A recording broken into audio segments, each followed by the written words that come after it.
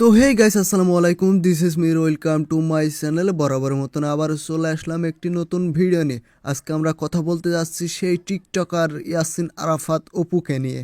আজকে আমরা জানবো অপু ভাইয়ের আব্বা কিরা, অপু ভাইয়ের মুখ থেকে। তো ভিডিওটি শুরু করা যাক। तो चलिए शुरू करते हैं। পোলা পাইন আব্বাকে এখনো চেনো নাই?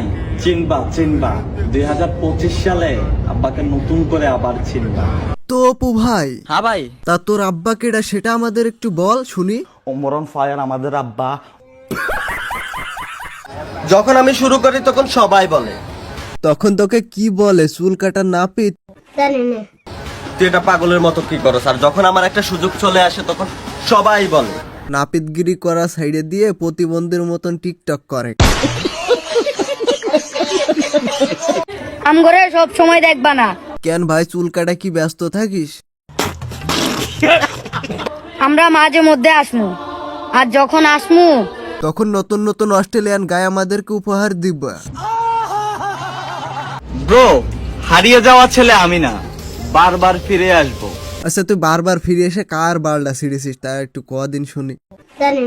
অপু ভাই, হ্যাঁ ভাই। তোর ওই হাসিটা বহুদিন দেখি না, একটু দেখা দিনই।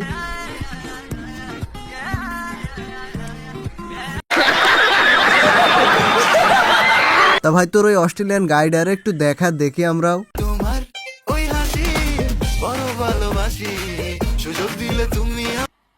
मजा नहीं आ रहा है। আরে অপু, তোর এই অস্ট্রেলিয়ান গাব্বি তো বিরাট মাল। নিঃসন্দেহে তুই ঠিক কথা বলেছিস। আরে কাকু, আমি তো ঠিক কথাই বলি, এই জন্যই তো অস্ট্রেলিয়ান গাবির পুঙ্গাই দিচ্ছে কাটি।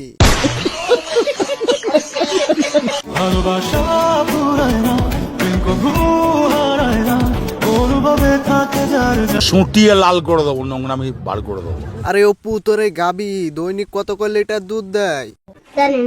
আরে অপু, হ্যাঁ ভাই। আরে তোর এই অস্ট্রেলিয়ান গাই তো তোর হাতে রাখি বেঁধে দিল।